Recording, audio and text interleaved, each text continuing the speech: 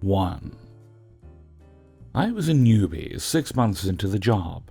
I'd been handed a case. Fairly simple by the looks of things, should be a simple resetup of their configuration files. So I call up the chap. Ah, hello, Herr Cordon Unstoppable. I've been expecting your call. Good morning, Mr. Customer. How are you today? I am most relaxed. I went snowboarding over the weekend, you see. Anywho, I'll save you the whole story, but we were getting on like a house on fire. He asked me to call him by his first name, which was very uncommon at the time. However, things took a dark turn. Okay, so if you download this piece of software, I can gain access to your system with you now, and we can get this resolution implemented. Why do I need to always be downloading software? If you just download it, it's free and we can get this issue resolved. Why? Why? You think all I can do is afford to download this expensive software? You are the worst! This is how you make your money, you should be fired! Etc., etc. I lost track of how long this went on. My manager claims that I just sat there apologizing over and over until I finally snapped. Right, listen to me. I will send over a guide as you're unwilling to download free software. Then I hung up. I began working on the guide. It's got screenshots, helpful tips, took me 3 hours to write it all up. All the while I'm getting pings from our customer-facing team saying that I've really upset this customer, and they're trying to get through to my manager. Eventually I hear my manager get called and he says, yes, this customer threatened my engineer, so he's doing things differently this time, whilst giving me a PM to call up the customer. Ah, good, finally! I trust you have my solution. I most certainly do. I'm set to email it to you now, and this will be the last time we speak. Wait one moment, please. I hear him move into a second room. I want you to know, I know people in your company. I can get you fired if this solution doesn't work. I will ensure you never work again. By this time, I've had enough. Okay, please feel free to raise any concerns you may have with my manager, as you know him so well. Oh, believe me, I will do.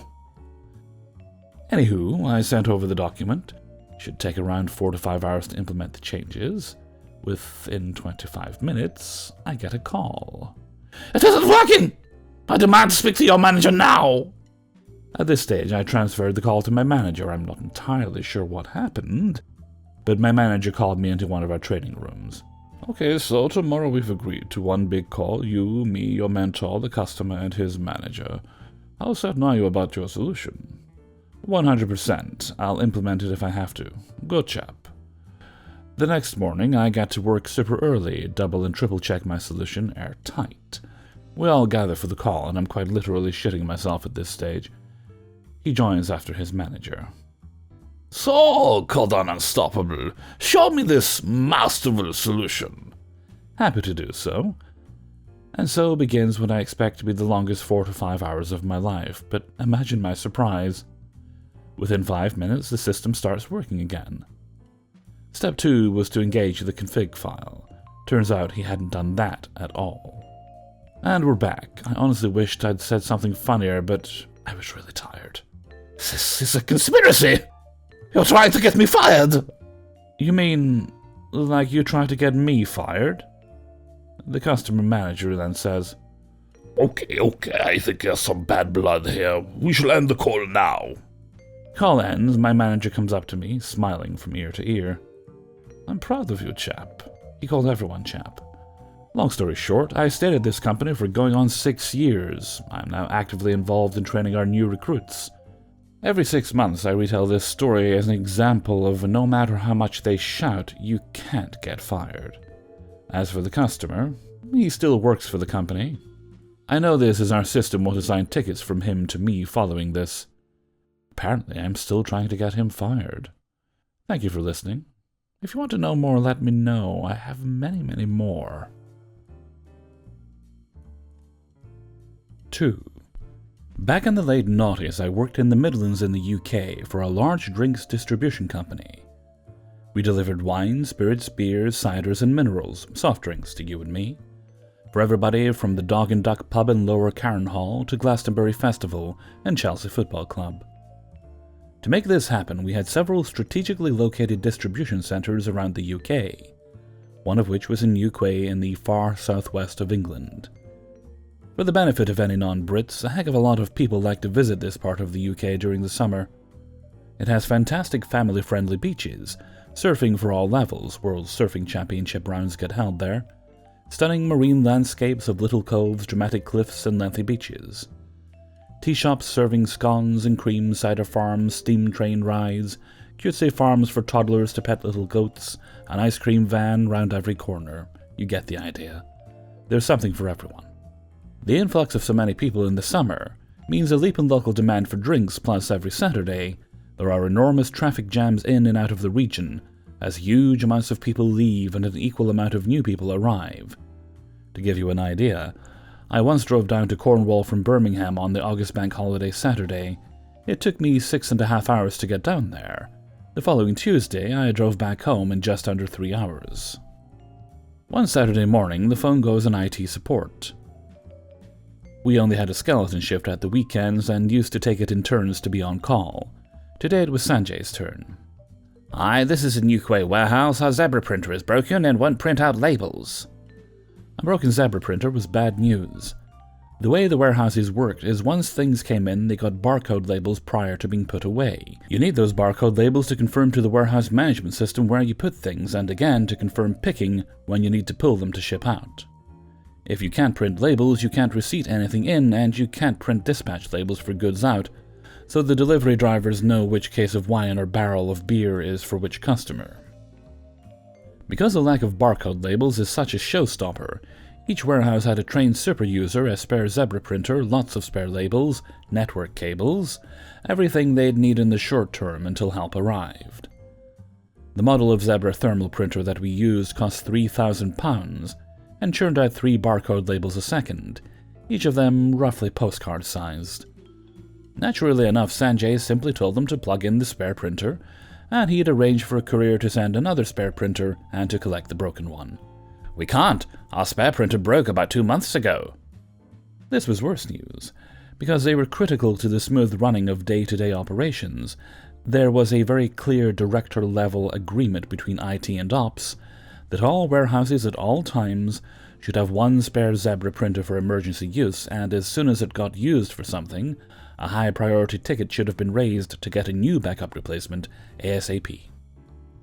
Clearly this hadn't happened. The warehouse manager owned responsibility, and they had badly fucked up. Sanjay tried basic triage. Could he ping it? No. Could they try turning it off and back on again? They did so. He pinged again. No joy. Were the lights on at the front of the printer? Yes. What happened if they pressed the feed button? A blank label was spat out. This at least established the printer had power. Was there a network cable plugged into the printer? Yes. And was it plugged into the wall? Yes. Ping, ping, ping. No joy. The warehouse clarified they had one last remaining working printer on the other side in the goods area. A 90-second walk away from the broken printer, which was in the goods out area. Ops could keep working, but very slowly, with a lot of walking back and forth between goods in and goods out. If they lost that one, it would be a total shutdown, which would be a disaster. With no options left, Sanjay mentally writes off his weekend, which featured a ticket to watch his beloved Aston Villa play football, jumps in his car with 2 large zebra printers for company, a new emergency one and a replacement for the broken one, and begins the long, very slow journey down to the southwest. It ended up taking 8 hours to arrive, the 245 miles, 395 kilometers, arriving after the depot had shut for the day. He spends 90 minutes finding a bed for the night, it was the very peak of the season, and falls asleep. 7 a.m. the next morning and the depot is back open, so Sanjay charges in to get the problem sorted out. The diagnosis is very swift, and by 7:05 he's got the printer back online, and seething with barely controlled anger at a ruined summer Saturday. He takes the problem to go back to Birmingham with him. Going against the traffic, because very few holidaying in the southwest leave on a Sunday, he is back by 10:30. Next day is Monday, so all of us are back in the office for a standard day. Sanjay, a normally quiet, lovely introverted guy, is not being introverted at all. He is still very angry about his upset weekend. During our morning huddle, he rapidly walks us through the whole story, the triage, the fact that the backup printer wasn't available, how crap the holiday traffic was, the trouble to find a hotel room, and how he didn't take long in the end to fix the problem. "So," one of us ventured, "what was it, Sanjay?" "Oh, the printer was just fine. We could have simply used DHL to ship a backup printer. I didn't need to go at all. Remember I said I asked him if the network cable was plugged into the printer? Yeah? And if the network cable was plugged into the wall socket? He said it was. Oh, it was plugged in at both ends, all right. What the twats failed to mention was a massive gap in the middle of the cable where a dickhead forklift driver had driven over it and chopped it in half. It didn't occur to the super user, or anyone indeed else, to swap the snapped cable out for one of the spare network cables we have left there for them. Or to at least mention to you that the network cable was chopped in half. No, it fucking didn't occur to any of them, exclaims Sanjay, who tosses the two halves of the cable onto the meeting room table and storms out. The warehouse manager ended up getting a written warning for no backup printer from the ops director, and the super user got refresher training. Oops. 3. I work on cranes. Not those big outdoor dudes, but the ones that run on rails over your head in a factory. They come in a lot of shapes and sizes and flavors, and we work on just about all of them. We were called into an old industrial building by a contractor who was fixing things up for a new tenant. It's important to note that we never had direct contact with the future tenant, only the contractor. The building in question had two old DC cranes, 60 and 40 ton. I wasn't on the initial sales call, but it went something like this. See those big old steel mill cranes up there? Yep. Can you make those work? Yep. Do it. Yep. So began the year-long process of evaluating and repairing these dinosaurs. The repair process itself was full of so many ups and downs that it could easily be a crappy novel, but that's not today's story. Overall point, we took the old DC cranes that hadn't run in 20 years and breathed life back into them. With nice, shiny new radio controls and, importantly, a 100-ton load beam that would let the cranes work together to lift a single load. Here's a technical bit. I mentioned a couple of times that these are DC cranes, running on big fat DC power. DC cranes don't typically run at a set speed, they run at a set power. In other words, if you lift a 1-ton load in second speed, it'll go faster than lifting a 20-ton load in second speed. In fact, for larger loads, second speed might not lift the load at all, forcing you to go into higher speeds until there's enough power to lift it. 2 cranes, different capacities, 1 beam, no set speeds. You may see where this is going. We proceed to get through the project, full of many hurdles and stories that still get passed around to this day. Last step before turning the cranes over, the load test, lifting a full capacity load, in this case 100 tons, to prove the system works. Side note, I didn't trust this system one iota, and for every foot the load came off the floor, I backed a yard further out the door just in case I had to bolt. The test passed. Hooray! Champagne, party poppers, whatever. Only note, during the test, running the cranes together, one ran a little slower than the other. No problem, just switch to one crane. Even them up and pull back to level. No worries, right? There was worries. Enter the end user. This particular end user was interested in lifting very heavy loads very precisely, moving them ever so gently from point A to point B, then placing them gingerly into place. Their cranes, in contrast, were interested in lifting and moving a big load, but in doing it as quickly and brutishly as possible, like they would have in a steel mill. The user needed a scalpel and got a chainsaw. We spent ages explaining to them the limitations of the equipment, basically boiling down the laws of physics and electricity not being on their side. For the most part, they understood. Just one problem. These hoists don't run evenly. Correct. There are different capacities, different motors, different speeds depending on loading, etc. Can you fix it? We've already adjusted things as much as we can, and this is as close as we can get them. But we need them to be synchronized. I understand, but that just can't be done effectively. So you come back and synchronize them? Whatever you say. Sometimes you just tell people what they want to hear to get a signature, explain the situation to my boss. He understands completely, the user not so much. What followed was a year of nuisance issues, user errors, and phone calls very much like so. Hey, this is Moron. Hey, Moron, what's up? Says my boss. These hoists still aren't synchronized. We know, we already told you, repeats all the details. These hoists cannot be synchronized. Oh yeah, I understand completely. So when will you be down to synchronize them? I told you, wash and repeat. Right, yeah, I get that. So you'll be down to fix it then? Sure. Hangs up. Longest warranty ever. A year later, no more free service calls. They put up 2 brand new AC cranes from a competitor. Meanwhile, our refurbished DC monstrosities sit untouched and unsynchronized. 4. So about 2 months ago, we had a customer order 2 desktop PCs with 2 new in-the-box monitors.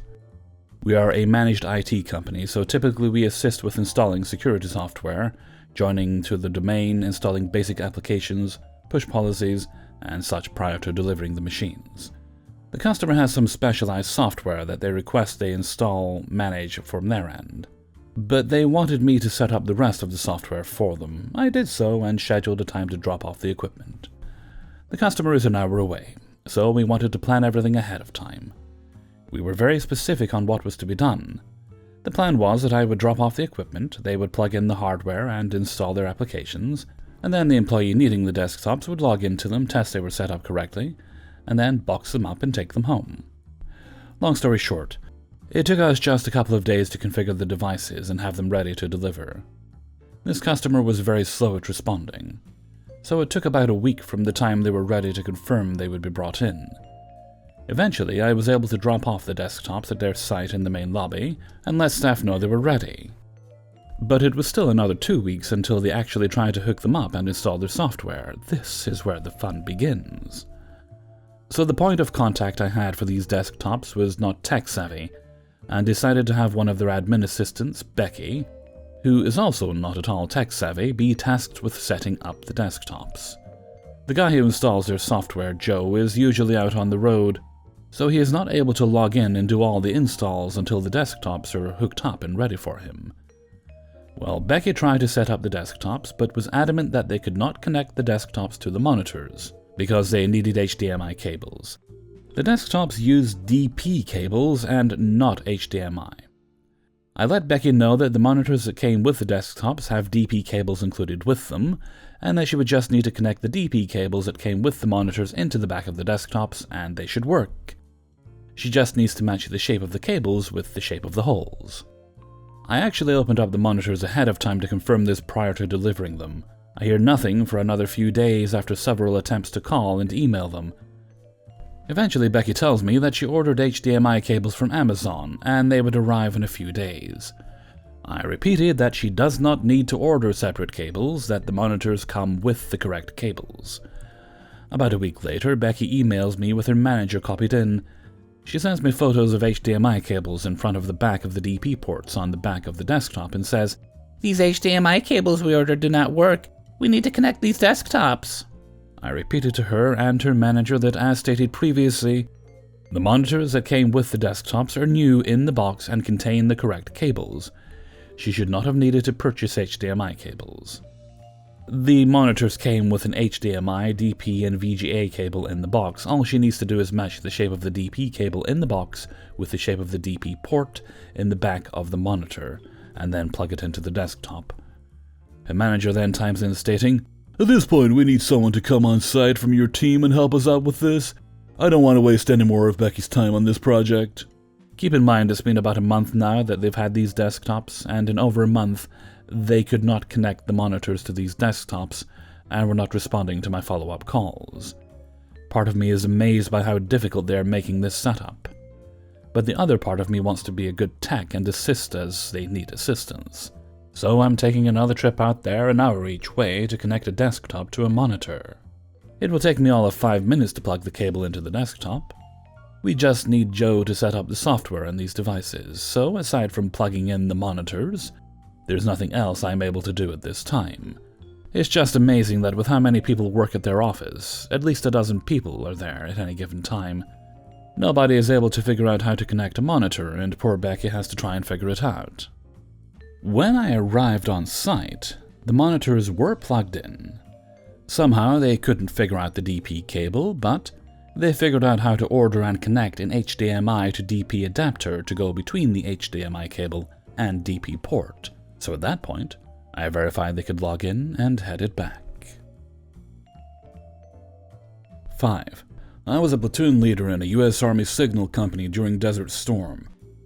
We used tropospheric scatter microwave communication equipment to create digital trunks between sites. Quite a mouthful, ain't it? My company was the only company in theater that had this equipment, so rather than stay together like most signal companies, once we hit the sand we scattered like roaches all over the desert. As signal tends to go at that level, you work like hell for about 2 days to get everything set up, link working, camo in place, etc. After that is weeks of sitting around, keeping the shot in, which really means trying not to be bored to death and reacting to any alarms that occur. I was visiting one team. I was getting late in the afternoon, and they were sitting around in the tent playing cards.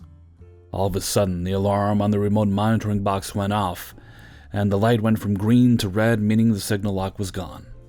The shot was down. One of the guys hit a switch to kill the alarm. The light stayed red, and they just kept playing cards. I trusted all my team chiefs and didn't say a thing. I waited to see how this played out. Less than a minute later, the ops sergeant from the site, CP, called with instructions to try this and that. Team chief was like, "Sure thing, we'll call you back in a few." They played a few more hands. Team chief called back to CP and told ops sergeant that didn't work. Ops sergeant gives more instructions. "Sure thing. Play more cards."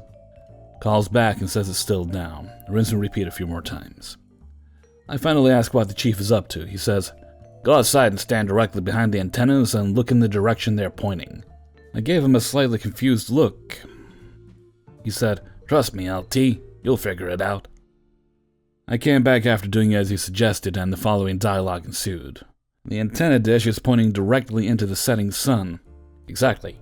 20 minutes ago, the shot started to degrade. 10 minutes ago, it failed.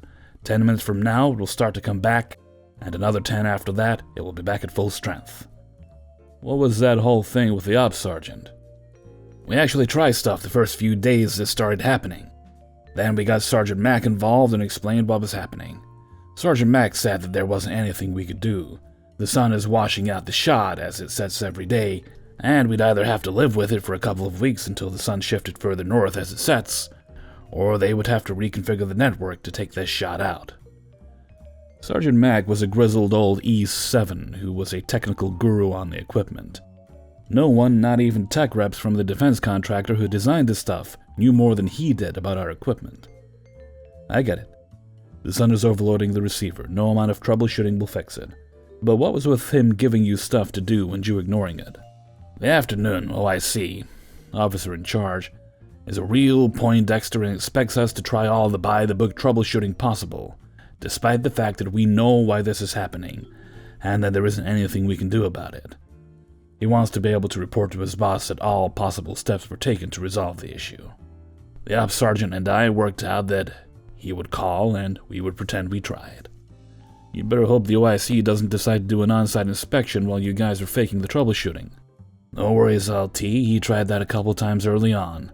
The ops sergeant called and lets us know that the OIC was on his way. The CP is way over on the other side of the compound, and we are out there messing with equipment before the OIC can even see our site. I was back a couple of weeks later, and the daily outage went away as quickly as it had started, just like Sergeant Mac predicted. Quick and dirty on Solar Fade. Hey everybody, Hellfreezer here, and thank you very much for listening to Terrific Tales of Technology, number 7. And thank you very much to everybody who allowed me to use their stories in this video. Of course, it would be typical that when recording the tech-based stories video, that's when I get the most technical problems. I don't know if it's a cable issue or if I need to actually replace the interface for my mic and computer. But the usual thing of just unplugging it didn't fix it. Usually does. So this one required a full computer restart, and that seemed to fix it. It doesn't happen all the time, but it's been happening more frequently than usually lately. Well, hopefully I'll figure out a solution soon enough. It does. I'm still getting the videos recorded, so that's the main thing. Trying something a little experimental with the last story there. Let me know how you feel about it. Don't usually do stories fully in character, although now and again, I suppose. I did the Attenborough ones that way. We'll see how it goes. It just felt more appropriate that an American, someone in the American military would probably not have a Scottish accent. Although I'm sure there's one or two. Okay, and with that, I'm going to head off for now. So until next time, thank you very much for listening, and take very good care of yourself.